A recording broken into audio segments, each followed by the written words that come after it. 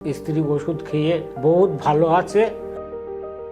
এখন চলতে পারছি, দুটো খেতেও পাচ্ছি, ভালো শরীরে একটু জুত পেয়েছি। এখন চিন্তা খুব একটা আমি করি নে। আমি মোটামুটি এখন বুঝছি না, খুবই ভালো আছে এখন বর্তমানে। আমার নাম শামসুর মণ্ডল, আমার বাড়ি নদিয়াতে।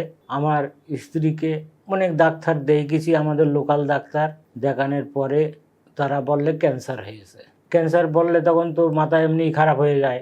চলে গেলাম ব্যাঙ্গালোর, ওই সঙ্গে সঙ্গে চলে গেলাম ব্যাঙ্গালোর থেকে ওখানে অনেক ডাক্তার দেখালাম, রিপোর্ট করালাম, অনেক রিপোর্ট করালাম। রিপোর্ট করে আমার অন্তত না হলে 3-4 লাখ টাকা খরচা হয়ে গেল। যাওয়ার পরে ওখান থেকে 2টো কেমো দিয়ে আমি বাড়ি ফিরে নিয়ে চলে আসলাম। এসে বাড়ির চিন্তায় পড়লাম কি করব। তো ওখান থেকে নিয়ে চলে আসলাম, এসে কলকাতায় আয়ুর্বেদিতে চলে আসলাম হসপিটাল। আসার পরে এখান থেকে আমার স্ত্রী ওষুধ খেয়ে বহুত ভালো আছে।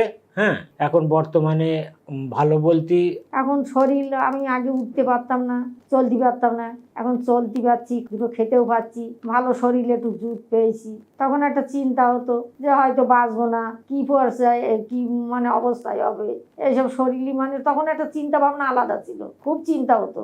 এখন চিন্তা খুব একটা আমি করি নে।